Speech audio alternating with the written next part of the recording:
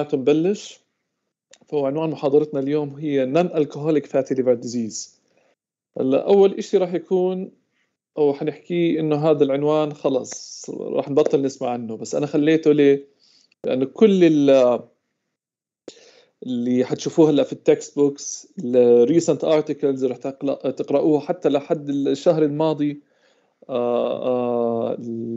الجورنالز كلها we're using that term اللي نحن متعودين عليه، NAFLD Non-Alcoholic Fatty Liver Disease أو NAFLD. بس النومنكليتشر تغير شهر أو شهرين الماضيين، بس حتى نشوف الإفكت تبع تغيير هذا الاسم يعني بدنا هيك كذا شهر حتى نتعود على الاسم الجديد ونشوفه في النيو publications. طبعا حتى يصير في التكست بوكس هاي اتليست بدها كمان سنة، فخليت أنا العنوان على الاسم القديم ومش راح نركز كتير على قضية المسميات.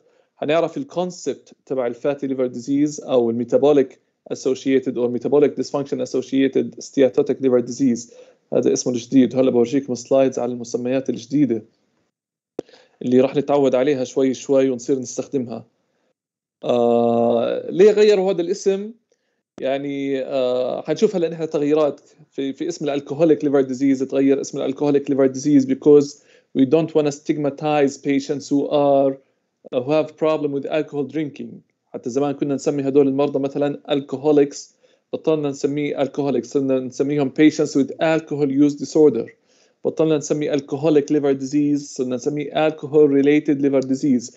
So we don't stigmatize these patients إنه يكون زي اللي بسب المريض أو زي وشمي عليه. نفس الإشي في الفاتي liver disease. Why to call your patient fatty or has a fatty problem when sometimes it's not only a matter of increased eating. Those patients have metabolic disorder. They have metabolic risk factors that make their liver accumulate fat that makes their liver steatotic.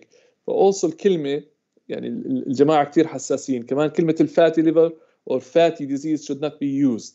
Okay, so terms اللي صرنا نستخدمها هلا صار everything under the umbrella of steatotic liver disease SLD steatotic liver disease. وهذا الsteatotic liver disease could be due to metabolic dysfunction، وصار اسمه بدل NAFLD صار اسمه MASLD MASLD اللي هو اختصار ل metabolic dysfunction associated steatotic liver disease. اوكي، لانه نحن عارفين سواء في عندي انا metabolic risk factors أو a patient who drinks alcohol، هدول the patients who have metabolic dysfunction or the patients who drink alcohol, both of them will have steatotic liver, will have steatosis in their liver.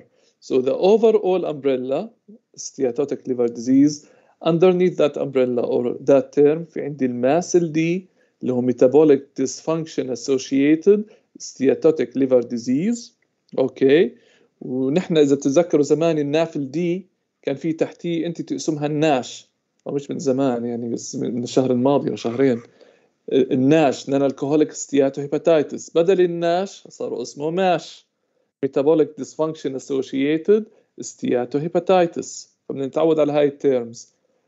صار عندي الماسل دي واندر الماسل دي في عندي الانتيتي تبعت الماش. اوكي، on the other side هي في عندي الالكحول associated or alcohol related liver disease اختصارها ALD. جزء من هذا التغيير في التيرم انه زمان ما كان عندنا انتيتي واضحه للناس اللي عندهم metabolic risk factors and at the same time they drank alcohol.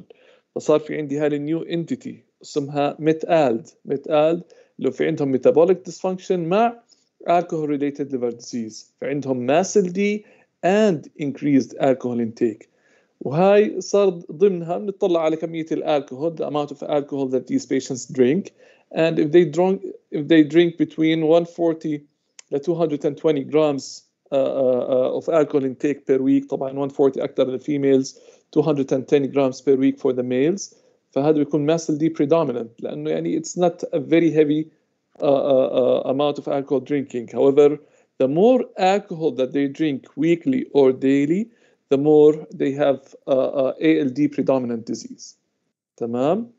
انا عارف شوي التيرمز هدول confusing بس هلا لما يعني by the time you graduate, by the time you go and specialize سواء here or United States, Europe, or even Southeast Asia or Australia, you will be hearing more and more of these terms, and the publications, the new publications, would be more related to these terms. فsteatotic liver disease عندي الماسل دي، ضمن الماسل دي في الماش، في عندي alcohol related liver disease, and in between we have that new entity which is the MET-ALD اللي هي MASLD and increased alcohol intake. تمام. هلا لو المريض doesn't fit any of these criteria, we can look for a specific etiology of steatotic liver disease. هنحكي عنها كمان شوي ضمن حكينا على الماسل دي. في الانتيتي اللي هو we don't find any cause for the steatosis called the cryptogenic SLD, which is a more rare form of steatotic liver disease. اوكي شوي شوي راح تتعودوا على هدول التيرمز. هنحكي هلا we'll focus على terms اللي لها علاقة بال steatotic liver disease due to metabolic dysfunction. بعدين رح نحكي على ال alcohol related liver disease ونرجع لهاي السلايد مرة تانية. طيب خلينا التيرمز هون لأنه نحن كل ال publications that we have in the past في literature هي فعليا موجودة معمولة على النافل دي. اوكي بس يعني لما الجماعة غيروا التيرم they looked at the overlap between MASLD and NAFLD and the overlap was very high. MASLD خلينا نحكي is the most common form of chronic liver disease. The prevalence depends on population studied and method used to make the diagnosis. But the overall prevalence, we expect that, or we know that 20 to 30% of adults in the general population, they have steatotic or metabolic associated steatotic liver disease. 20 to 30% of adults. يعني إذا نحن بنمشي في الشارع from every 100 people that we meet, we would expect that 20 to 30 of them will have steatotic liver disease, which is a very high percentage. And all of that is due to the increased prevalence of metabolic syndrome and increased prevalence of diabetes and hypertension, as we will talk about in the next few slides. Now, on the well-established studies, يعني مشان حاطين احنا 20 to 30% have NAFLD or steatotic liver disease. Around 3% of the population has the more aggressive form of that liver disease, which is called or was called NASH, non-alcoholic steatohepatitis. فهلا نتوقع في النيو ستاديز راح تبين تقريبا percentages راح يكون متساويه. يعني around 3% of the population will have MASH, which is the more progressive form of steatotic liver disease. إيش يعني more progressive form؟ يعني هدول المرضى اللي عندهم high risk of having fibrosis and developing cirrhosis. Steatotic liver disease is the second most common reason for liver transplant and is the third most common cause of hepatocellular carcinoma in the Western population. We should know that, yes, steatotic liver disease or MASLD is the hepatic manifestation of metabolic syndrome, but also some people may have genetic predisposition to develop steatosis in their liver. So NAFLD can be present in 7% of the normal weight or lean individuals. So مش معناته أنا I'm not obese or I don't have some of the metabolic risk factors معناته I'm protected against NAFLD. No, sometimes we find fatty liver even in lean individuals, but most of the time this would be related to some sort of genetic predisposition. الميتابوليك سيندروم إذا بتتذكروا الميتابوليك سيندروم بتاخدوه في الجي اي، بتاخدوه في الكارديولوجي، في الاندوكراين. So we call the patient to have metabolic syndrome if they have any three of the following five features. Increased waist circumference, more than 40 inches or more than 102 centimeters in men, more than 88 in women. Okay. Increased triglycerides, low HDL, high blood pressure, and fasting plasma glucose over 110. ما بدي اياكم تحفظوه هلا لانه حتى هلا في النيو ديفينيشن تبع الماسل دي صاروا بيعتبروا اي مريض عنده cardiometabolic risk factor to be at risk of having steatotic liver disease. والكرايتيريا شوي هيك اختلفت. يعني هون بس كنا نعتبر زمان انه اللي عنده increased waist circumference حتى من غير ما نضطر نحسب البي ام اي. هلا على النيو كرايتيريا highly new criteria, اسمها cardiometabolic criteria. If you have any one of these 5 وفي عندك steatosis and you don't have any other finding to account for steatosis in the liver, then you will meet the definition of MASLD. وهون يعني من النيو changes انه ال BMI is included, so if the BMI is more than 25, الويست circumference اللي كان 102 في الميل صار 94 في الميل، اللي كان 88 بالفيميل صار 80 سنتيمتر in female. إذا بتتذكروا هناك كان fasting plasma glucose over 110. Now if the fasting plasma glucose is over 100, then you meet that criteria for cardiometabolic criteria. زادوا كمان الهيموجلوبين A1C if it is more than or equal to 5.7%. طبعا if you are diabetic, then you meet that criteria, or if you are on treatment for diabetes, then you meet this criteria. Blood pressure is if it is over 130 over 85. Triglycerides ضلت زي ما هي if the plasma glycerides are over 150 or you are taking a lipid lowering agent. HDL if it is less than 40 in males or less than 50 in females, then you meet this criteria. So it changes. زمان you had to have 3 out of the 5 criteria للmetabolic risk factor. هلا even if you meet one of these criteria, سموها cardiometabolic criteria, and you have steatosis, you don't have any other reason for the steatosis, then you meet the criteria for MASLD.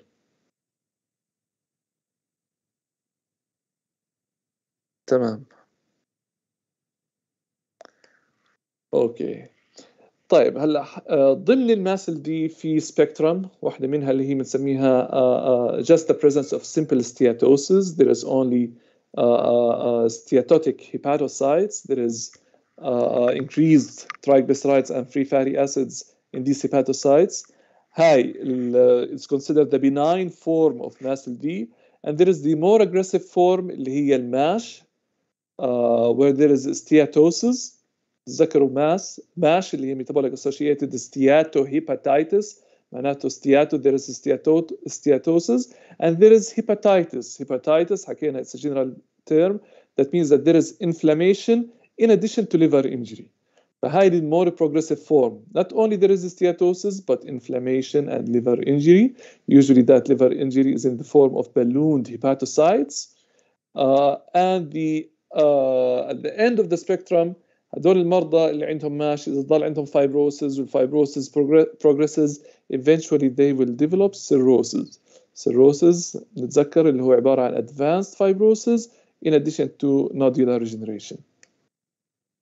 To define that the patient has steatosis or steatosis in the liver, usually these patients should have over 5% of steatosis in the hepatocytes.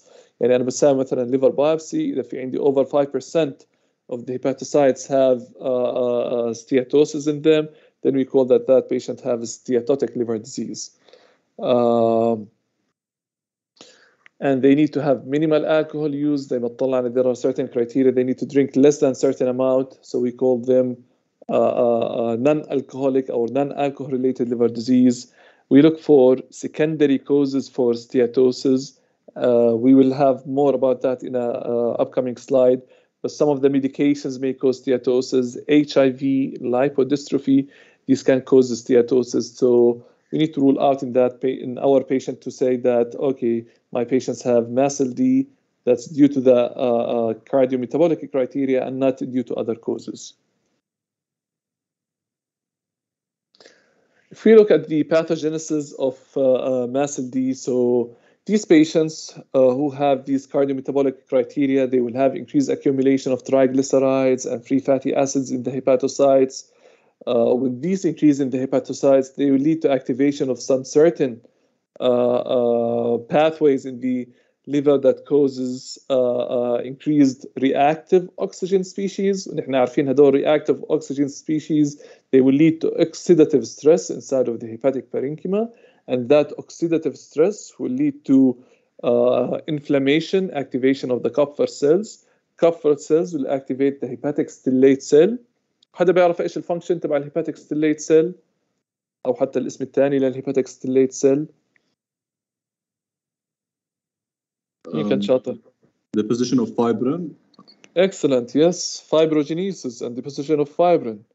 الاسم الثاني للهيباتيك ستيليت سيل يعني ممكن تشوفوها بعض الهيستولوجي تكست بوكس اللي هو الايتو سيلز ITO eto cells. So eto cells or hepatic stellate cells will get activated and will lead to fibrogenesis and fibrosis. Some of this cascade also will lead to increased apoptosis. Well, apoptosis by itself also can activate the hepatic stellate cell. فهون نعرف how the presence of increased triglycerides or free fatty acids, the presence of steatotic hepatocytes, how eventually it will lead to fibrosis, fibrogenesis, and eventually over the years it can lead to cirrhosis. Type. So those patients who have MASH, and we said around 3% of the population has it, around 40 to 50% of them will develop fibrosis. Then patients who have fibrosis, if they don't intervene, don't change their lifestyle or take medications, around 15 to 20% of them will develop cirrhosis. Once they get to the cirrhosis stage, around 2 to 3% per year will develop hepatocellular carcinoma. And I was part of the study which showed that percentage. We looked at our patients who have cirrhosis and we calculated the incidence of hepatocellular carcinoma in these patients. And we found that around 2 to 3% of these patients will develop per year will develop hepatocellular carcinoma. The risk of death in patients who have MASH, تذكروا هذول المرضى اللي عندهم MASH مش كلهم عندهم cirrhosis. So still the highest risk of death in these patients is due to cardiovascular disease. So the most common cause of death in patients who have NASH or MASH is still cardiovascular disease. Okay. Then the second most common cause of cancer. The third most common cause of death will be liver related. And هذول المرضى will need time to develop fibrosis and eventually develop cirrhosis. So if they survive the cirrhosis stage and end up with decompensated cirrhosis, they can die from liver related mortality. Okay. بس تذكر هم أصلا met the criteria للMASH because they have cardiometabolic risk factor and still cardiovascular disease is the most common cause of death in these patients. The risk factors for progression with the يعني مين هدول المرضى اللي at high risk of having fibrosis, at high risk of having MASH, at high risk of having cirrhosis. So these patients are patients who have more risk factors of the cardiometabolic criteria. And the more risk factors you have, the higher the risk of progression, the higher the risk of developing cirrhosis. يعني المرضى اللي عندهم central obesity, hypertension, type 2 diabetes, dyslipidemia, advancing age, definitely the more criteria that you have, the higher risk of progression. And ALT, by the way, is not a reliable indicator of disease severity or risk of progression. يعني مش إنه والله عشان ال ALT عند مريض 40 والمريض الثاني ال ALT عنده 70 معناته the patient who has an ALT of 70 is at high risk of developing fibrosis and progression. No, it doesn't work that way.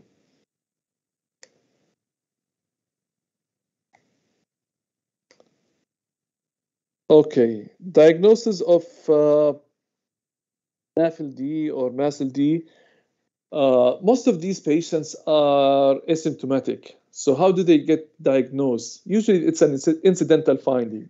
يعني a person who's having a regular checkup and having liver enzymes checked found to have elevated aminotransferase levels, or a patient who had an ultrasound مثلا for another reason in the abdomen and found to have fatty liver on radiographic studies, or if you have a good physician who's doing a good physical exam and found that his patient or her patient has hepatomegaly. So it could be, and most of the time it is an incidental finding due to finding of elevated aminotransferase levels, fatty liver or steatotic liver on imaging, or due to the presence of hepatomegaly on exam. Okay, high percentage, يعني different studies. Some of the studies showed 100% asymptomatic. Some of the studies found 45%, but بيعتمد على الstudy والpopulation studied. Some of the patients, they may have minimal or non-specific symptoms such as fatigue or right upper quadrant discomfort. If you find that your patient has fatty liver and you do a physical examination, around 60 to 80% of these patients may have hepatomegaly detected by physical exam. How to diagnose it? So we look at liver tests. We will talk a little bit about non-invasive markers for NAFLD. We look at the imaging and the liver biopsy. So for the biochemical findings in patients who have NAFLD, AST and ALT could be elevated, but the elevation is only mild to moderate, around 2 to 5-fold the upper limit of normal. So if I have a patient whose liver enzymes are in the elevated hundreds, yani 700, 800, or in the thousands, that elevation is not due to NAFLD. We should look for other causes, because most of the time these patients with non-alcoholic fatty liver or MASLD, the elevation is mild to moderate, 2 to 5-fold the upper limit of normal. يعني بيجونا المرضى AST, ALT 40, 50, 100, 100, 200 maximum, بس يعني not usually not more than that. ال AST to LT ratio اللي كانوا اليوم مركزين معنا في السيمينار، حكينا على ال AST to LT ratio، وحكينا إنه النافل دي أو الماسل دي is one of the diseases that cause more elevation بال ALT. However, with the more disease progression, more fibrosis, it's approaching cirrhosis, the AST can increase, and that's a bad sign. معناته نحن في regular fatty liver, the ALT is more than the AST. معناته the AST to LT ratio will be less than 1, but the AST increases more than ALT with disease progression, and if the ratio becomes more than 1, that indicates more advanced fibrotic form of MASLD. The alkaline phosphatase, usually normal. If it gets elevated, it will be mild elevation and will be present in less than 50% of patients. الالبومين, bilirubin, and INR are normal unless the patient develops cirrhosis. أكيد راح يتغيروا if the patient develops cirrhosis. These patients will have hypoalbuminemia, high bilirubin, high INR. Serum ferritin can be increased in patients with fatty liver disease, and actually around 50% of the patients may have elevated ferritin. طيب, how can we assess for the fibrosis stage in these patients? نحن عارفين إنه gold standard هي liver biopsy, but we have some calculators or some severity models that can indicate which of my patients is likely to have low grades of fibrosis versus some patients who have low stages of fibrosis versus patients who have more advanced stages of fibrosis. هاي مش مطلوب منكم تحفظوها، ما بدي اياكم تعرفوا الديتيلز تبعتها، بس لانه الفاتي ليفر is so common, so prevalent. يعني ممكن من اهالينا اصدقائنا يكون عندهم الفاتي ليفر. We can have a very simple calculator. بتطلعوا على MD calculator وبتحطوا على جوجل how to calculate the NAFLD fibrosis score or the FIB4 score. بتحطوا هاي ال variables and it can give you a calculation or a number by which you can say, okay, my patient is less likely to have advanced fibrosis versus my patient is more likely to have advanced fibrosis, and really that patient is at high risk for cirrhosis. وهي البارامترز سهلة. يعني البارامترز مثلا في النافل دي fibrosis score بتعتمد على الايج, AST, ALT, platelet count, BMI, الالبومين, impaired if there is impaired fasting glucose or not. FIB4 score كتير قريب من النافل دي, and it's even more simple. It depends on these 4 variables: الage, AST, ALT, platelet count. يعني حاطين انتو حتى يعني شايفين how simple it is. يعني في هاي الكالكوليتر بتطلعوا على ال ALT to AST ratio وال AST to LT ratio. فإذا ال AST قد ال ALT أو أعلى منه معناته it will be given higher mark. إذا المريض has a more advanced age will be given high mark. إذا platelet count are getting lower then that will be a higher mark. But it's a very يعني في algorithmic calculation لإلها, فما بتقدر تحسبها بنفسك, بس بتحط هاي الفاريبلز. الكالكوليتر بتعطيك هذا الرقم, بناء عليها it will tell you whether my patient has no fibrosis or low stages of fibrosis versus advanced stages of fibrosis. بالنسبة للimaging modalities that are used, في different modalities. The more common ones are the ultrasound and the CAT scan. Now there is a new modality. It's not very new. It has been now present for years. اسمها transient elastography, أو الشركة اللي بتسميها الفايبروسكان عن طريق شركة الإيكوسنس. It looks at the elastography in the liver and can give you an idea whether the patient has advanced fibrosis or not. And there are some complicated MR technologies. But the ones that definitely you need to know about as students is the ultrasound and the CAT scan. So for the ultrasound, the fatty liver will have increased echogenicity, and you can also detect hepatomegaly on the ultrasound. On the CAT scan, the liver will have low attenuation compared with the spleen. يعني في الالتراساوند راح يبين في عندي increased echogenicity of the liver, the fatty liver.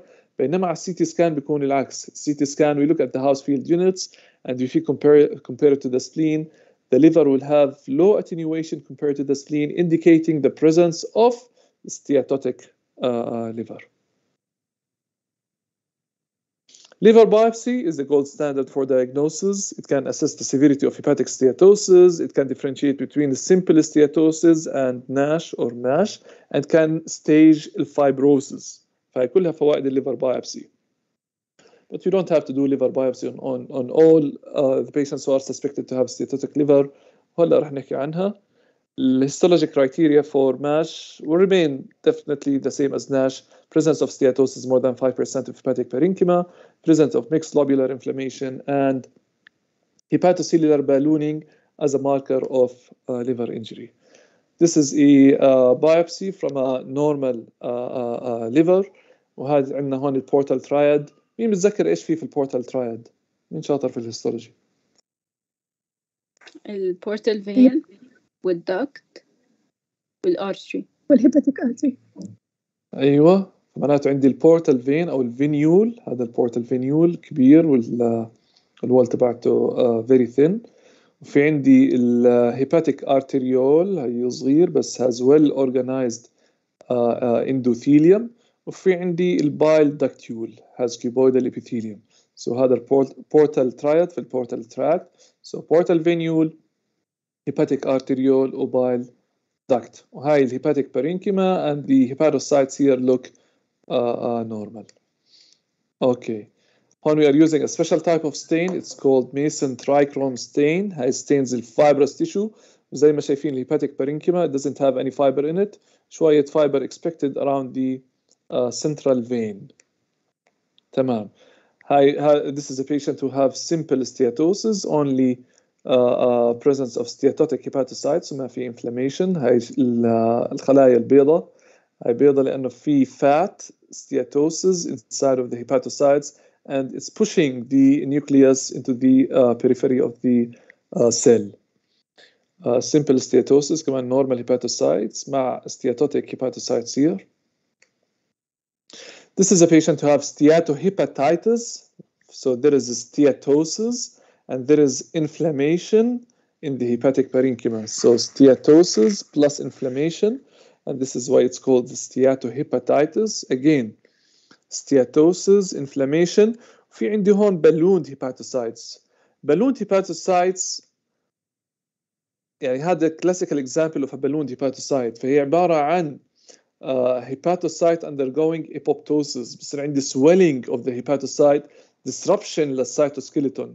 فهو بتكون swelling of the hepatocyte, that way it's ballooned كبيرة مع disruption للcytoskeleton.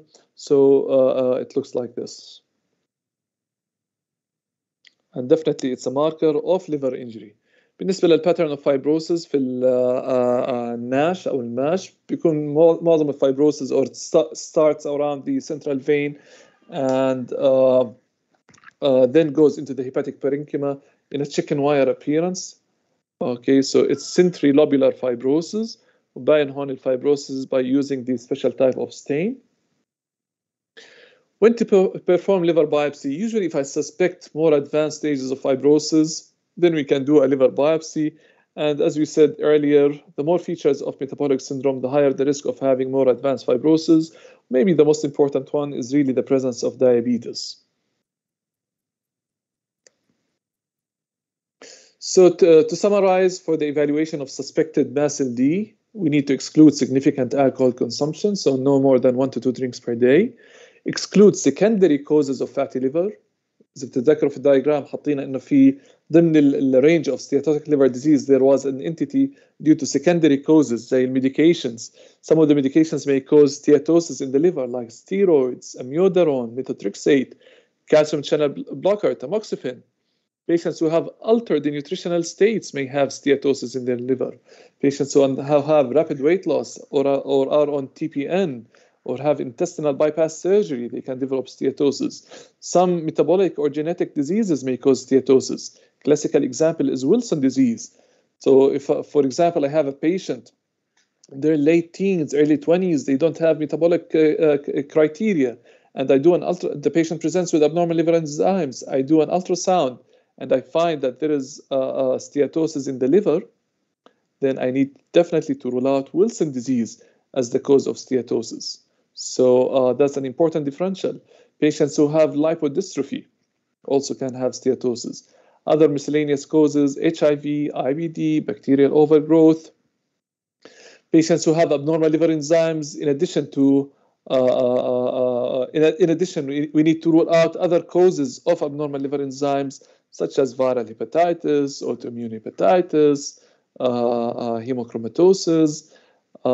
Then we can do imaging studies to look for hepatic steatosis. وحكينا already على الالتراساوند والCT.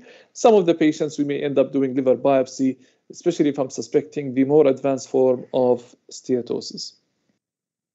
طبعا إذا كان المريض واصل مرحلة السيروسز وباين عندي nodular liver والمريض جاي بأسايتس ولا I don't have to do a liver biopsy, or I should not even do a liver biopsy on this patient.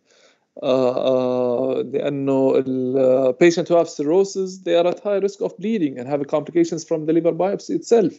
And what you have to do is manage the cirrhosis and its complications. What about the management of steatotic or MASLD? This should be categorized into aggressive management of cardiovascular risk factors. احنا اصلا لازم نتذكر اصلا ليش هذا المريض صار عنده steatotic liver, because that patient has cardiovascular risk factors اللي هي cardiometabolic criteria اللي حكينا عنهم. So your main point, حكينا most common cause of death is cardiovascular disease. معناته you need to direct your management toward managing cardiometabolic risk factor. هذا أهم شيء. Then we can talk about the treatment of liver disease itself. So to begin with, the most important thing is the lifestyle modifications targeted toward the cardiometabolic risk factors, treating the components of metabolic syndrome. And then if we target these, we can talk about the liver-directed pharmacotherapy. Patients who eventually develop cirrhosis, we need to manage the complications of cirrhosis. زي ما حكينا اليوم عن one of the complications كانت الاسcites, and we discussed how we treat الاسcites. The most important thing for as far as lifestyle modifications for patients with NAFLD or MASLD is weight loss. Weight loss, weight loss. I cannot emphasize how important weight loss is for these patients, because just by weight loss, losing more than 7 to 10% of the weight, that by itself can improve NAFLD or MASLD. Okay, so weight loss, and how we can do that. Part of that will be through the diet by severely restricting carbohydrates, avoiding fructose. Exercise is very important. We'll talk a little about it in the coming slides. And there are some studies that show drinking coffee in a moderate amount, 2 to 4 cups per day, can actually help in patients who have MASLD. Weight loss, losing around 7 to 10% of the weight can improve necroinflammation inside of the hepatic parenchyma. Our aim, usually ask our patients to lose the weight gradually, adopt a lifestyle so that they can keep that lifestyle even after achieving the goal weight. We ask them to achieve their target weight within 6 to 12 months and then maintain the loss that they achieved. Diet, calorie restriction. We advise these patients to have 600 calories less than the daily requirement. Their diet, we advise that it should be low in sodium and low in simple carbohydrates. There are some studies on the use of polyunsaturated fatty acids to improve steatosis. Definitely, we need to have lower saturated and trans fat intake. Okay. حتى إذا أنتم بتقرأوا بعض ingredients of the food that we take بيحكوا لك إنه والله this food is low in saturated fat, low in trans fat. So that's a good thing, because the lower or if they have zero trans fat or zero saturated fatty acids, then it is better as far as health.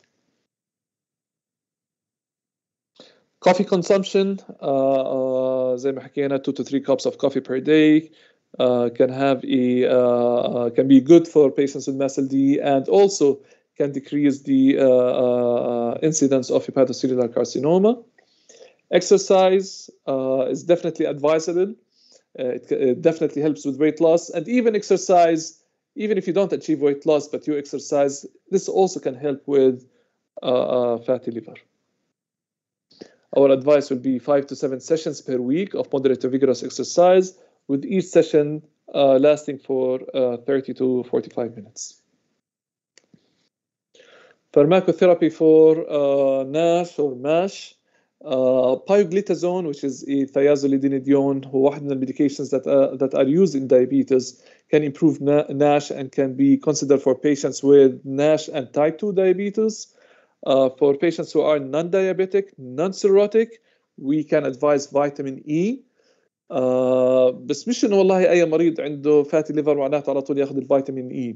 Actually, the dose of vitamin E that was studied is a high dose vitamin E, 800 IU per day. هلا نحن الفيتامين E اللي بناخذه من الصيدليات الكبسولة الواحدة فيها 400 international unit. The dose that was studied actually in a very well-known clinical trial, اسمها Pivens trial, the dose that was studied is a high dose, 800 IU per day. بس المشكلة إنه high dose من vitamin E can have side effects. It does increase the risk of bleeding, خاصة risk of hemorrhagic stroke. It can increase the risk of prostate cancer in older men. I should not put my patient on this high dose unless I know for sure that my patients have NASH or MASH, and بالعادة هدول المرضى بيكون عندهم كمان abnormal liver enzymes, may have even fibrosis, to justify putting them on this high dose of vitamin E. So the benefits would outweigh risks. What about the bariatric surgery? We don't advise bariatric as a primary treatment for NASH, ولكن if the patient meets the criteria for bariatric surgery for the treatment of obesity, وهي هي الكرايتيريا العالمية, BMI more than 40 or BMI 35 to 40 with other significant disease, and then they undergo the bariatric surgery for that indication, actually these patients, they will have improvement of their fatty liver with reduced steatosis, necroinflammation, and fibrosis. Okay. حدا عنده أي سؤال على الماسل دي أو النافل دي؟ دكتور ليش الألكالاين فوسفاتيز بزيد عند بعض الناس منهم؟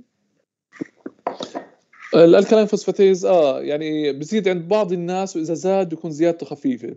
هاي الزيادة بتكون due to presence of inflammation around، يعني مش نحن شفنا الانفلاميشن عادة لوبيولار حوالين السنترال فين، بس أحيانا inflammation it can even be in the portal tract. ونتذكر إنه في البورتال تراكت شو في عندي أنا البايل داكتيول، فإذا في inflammation حواليه كمان ممكن يتأثر وكان increase الألكالاين فوسفاتيز. تمام، ثانك يو. احنا بنتذكر الهيستولوجي، نحن في عندنا البورتال تراكت، في عندنا منظر الهكساجون على شكل سداسي البورتال تراكت، وفي النص في عندي السنترال فين. هلا الانفلاميشن اللي بيصير في الناش اكثر بيكون حوالين السنترال فين، سنتري لوبيولار، بس اذا كان كتير ممكن يوصل للبورتال تراكت. فعشان هيك حتى الفايبروسز ببلش عندي حوالين السنترال فين، سنتري لوبيولار فايبروسز as opposed to portal fibrosis. ففي عندي certain diseases بيأدوا أكثر أو بسببوا أكثر fibrosis حوالين السنترال فين، هاي central lobular fibrosis versus diseases that cause more inflammation بالportal tract بنسميها portal inflammation، وهدول بيكون عندهم أكثر portal fibrosis. But if you have severe inflammation وهذا الانفلاميشن واصل لمنطقة البايل ductules, then these patients may have elevation بالalk phos, and if it happens, usually it's only a mild inflammation. تمام. Let's spend a few minutes, يعني تقريبا maybe 10 minutes talking about alcohol-related liver disease. Already we spoke about stigmatizing these patients. We used to call these patients to be alcoholic. Now we are saying that these patients are patients who have alcohol use disorder or AUD. We used to say that these patients have alcoholic liver disease. Now we are saying that these patients have alcohol-related liver disease. And قص على ذلك يعني alcoholic cirrhosis. We are saying cirrhosis due to alcohol-related liver disease. It's part of not stigmatizing these patients and undermining their self-esteem. النقطة المهمة اللي لازم نعرفها, when we suspect that our patients drink a lot of alcohol, we need to ask about the type and amount of alcohol that they drink. هلا عالميا when we say one drink of alcohol, we mean a drink that contains around 12 to 14 grams of alcohol. Okay, so a drink that contains 12 to 14 grams is equivalent to one drink. بس هذا ال one drink بيختلف حسب نوع الالكحول والكمية تبعته. For example, beer has a very low percentage of alcohol. حتى يعني مرضاي في بعض المرضاي في امريكا كانوا بيحكوا بسألهم do you drink alcohol, بيحكوا لي لا I only drink beer. يعني حتى البير مش معتبرينه alcohol. بس لا, البير is actually one of the alcoholic beverages, but it contains low percentage or low concentration of alcohol, 5%. Okay. 12 ounces, الاونس تقريبا 30 cc.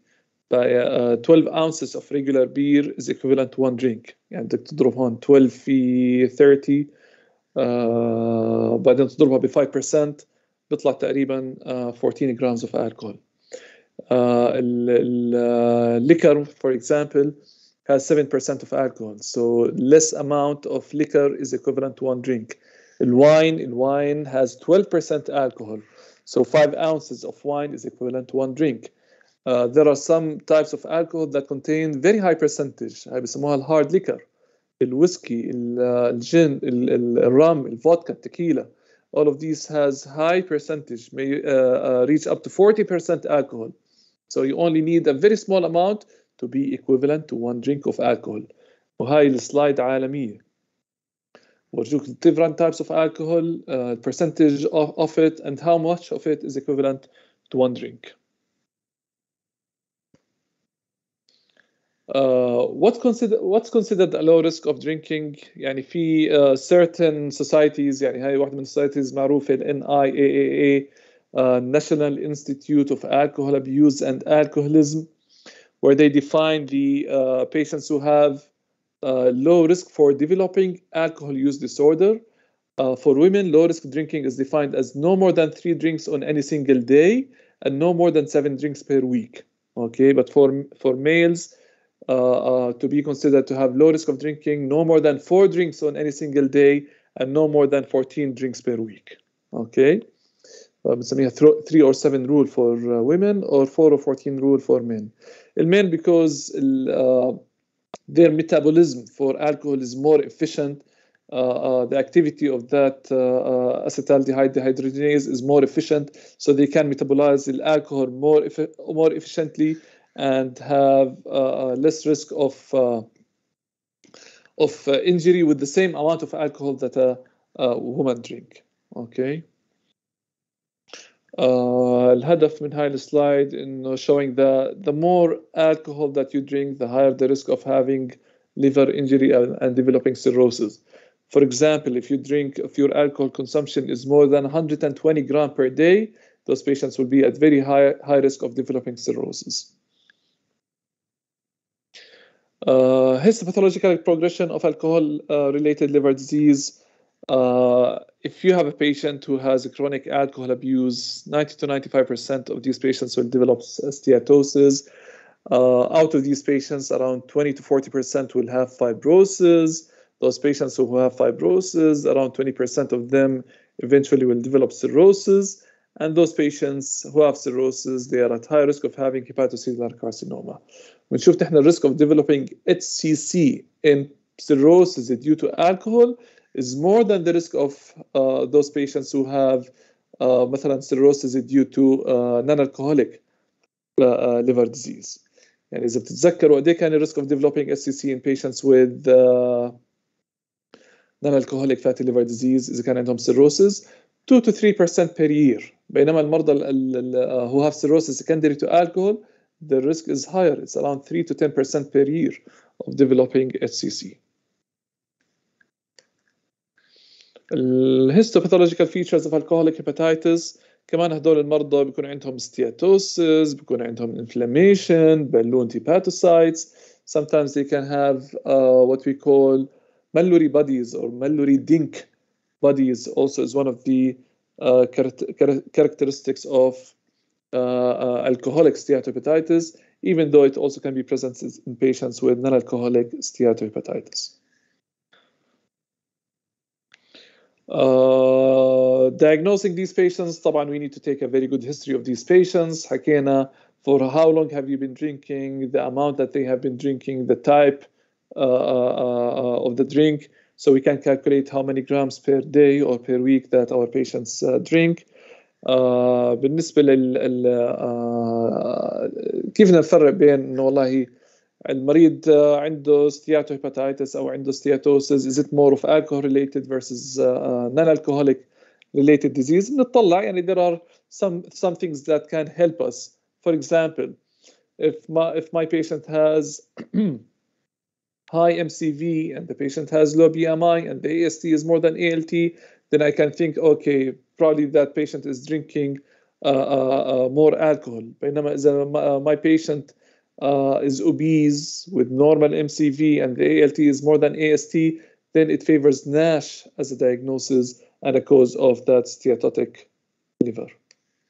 يعني these are some of the hints اللي هي ممكن تساعدنا حتى نفرق مريض اللي جاي بستياتوتيك ليفر مش عماله بعطيني هيستوري واضح كتير بالنسبه للالكول درينكينج. بدي اشوف والله اذا مريضي has a lean body mass index وبس عنده الام سي في عاليه في السي بي سي والاي اس تي اكثر من ال تي, then I can think of probably that's more of alcohol related. بينما اذا مريضي obese وطلعت على السي بي سي نورمال ام سي في والاي ال تي اعلى من الاي اس تي, then I need to think the major component here is related to non-alcoholic steatohepatitis. There are some questionnaires that we can use to identify patients with alcohol use disorder. هذا الكلام يعني راح تاخذوا أكثر تفاصيل عنه في psychiatry, but that's one of the famous questionnaires. It's called AUDIT, Alcohol Use Disorder Inventory Test. Has 10 questions that explore الconsumption, dependence and alcohol-related problems. كل واحدة لها سكور. فآخر شيء بنجمع هاي السكورز مع بعض. إذا المريض جمع score of 8 to 15, that patient is considered to be a risky drinker. If the patient score is over 16, then that patient has harmful drinking. حكينا نحن بمحاضرة الابنورمال ليفر أو سيمينار الابنورمال ليفر انزيمز كيف عادة البايوكيميكال ماركرز المريض اللي عنده alcoholic hepatitis or alcohol-related hepatitis, هدول المرضى بالعادة بيكون ال AST أعلى من ال ALT وال AST to ALT ratio is more than 2 to 3 to 1. But usually the AST and ALT do not exceed the 400. So typical presentation, AST to ALT ratio more than 2 to 1, and rarely ever that these liver enzymes exceed the 400, even in patients with severe acute alcoholic hepatitis. I need definitely to take a good history and rule out other causes for abnormal liver enzymes. هلا إذا المريض طلع عنده alcoholic hepatitis, I need to gauge أو evaluate the severity of alcoholic hepatitis, and there are different ways to gauge the severity. واحد من المودلز بنسميه المادري discriminant function, MDF أو DF, المادري discriminant function, and the other model is the MELD score. والمادري discriminant function هاي بنسأل عليها طلاب سادسة والمقيمين, بس انتوا اعرفوا انه في شغلات that we can use to evaluate the risk of alcoholic hepatitis. يعني مثلا الكالكوليشن تبع المادري discriminant function بيعتمد على prothrombin time and the bilirubin of the patient. لأن هدول المرضى اللي عندهم severe acute alcoholic hepatitis, they can have coagulopathy, so their INR increases, their prothrombin time increases, and also they can have elevated bilirubin لأن biliary excretion is affected. بنحط في معادلة إذا طلع عندي المادري discriminant function is over 32, it can predict 50% mortality in the next 3 months. إذا المريض طلع عنده ال MDF elevated more than 32, then these patients can be put on prednisone or prednisolone 40 milligram per day for 4 weeks to help in decreasing the inflammation from the alcoholic hepatitis. الميل سكور كلكم لازم تكونوا عارفينه، هو اصلا الميل سكور بيستخدم للسيروسز، بس كمان ممكن استخدم انا الميل سكور في المرضى اللي عندهم acute alcoholic hepatitis. MELD stands for Model of End Stage Liver Disease، وبيعتمد على البيلروبين والINR والكرياتينين، لأنه كمان المرضى اللي عندهم alcoholic hepatitis they are at high risk of having acute kidney injury. وما ننسى كمان المرضى اللي عندهم severe acute alcoholic hepatitis زي ما حكيت أنا اليوم في المحاضرة أو في السيمينار، they can have portal hypertension and develop all of the complications of portal hypertension. يعني حتى لو ما عندهم cirrhosis, a patient who have severe acute alcoholic hepatitis can have jaundice or ascites or hepatic encephalopathy, and they can have the SIRS criteria and develop multi-organ liver failure. So it is very serious. تمام. ونحن حكينا يعني المرضى اللي بيجونا ب severe acute alcoholic hepatitis or alcoholic hepatitis, we also do workup to rule out other causes for abnormal liver enzymes. Then around 20% of these patients, they may have another disease beside alcohol-related liver disease. If they have that other disease, we can treat it to try and help decreasing in inflammation. طيب هلا المفروض هاي السلايد صارت هلا اوضح لكم انه في عندنا الانتيتي ستياتوتيك ليفر ديزيز، في عندي ضمن الستياتوتيك النيو تيرم اللي هو الماسل دي، وضمن الماسل دي في عندي الماش اللي هي مور ادفانس 4، في عندي الالكوهول ريليتد ليفر ديزيز. in between هاي الجراي زون اللي هلا صارت نيو كرايتيريا او نيو كاتيجوري اسمها الميت الد، اللي هم المرضى اللي عندهم كارديو ميتابوليك ريسك فاكتور and at the same time they drink alcohol. وضمن هاي الكاتيجوري في عندي ماسل دي predominant و ALD predominant. اوكي في عندي patients who have steatotic liver disease due to a specific etiology like drug-induced liver injury, and we already spoke about some of the medications that can cause steatosis, or patients who have genetic diseases causing steatosis, or due to miscellaneous causes. يعني ممكن يكون أحيانا celiac disease as a cause of steatosis. في الهيباتيتس سي فيروس جينوتايب 3 for example can cause steatosis. وإذا ما عند المريض ولا واحدة من هاي الأسباب we are calling it now cryptogenic SLD. تمام، بهيك نكون خلصنا محاضرة اليوم. Do you have any questions?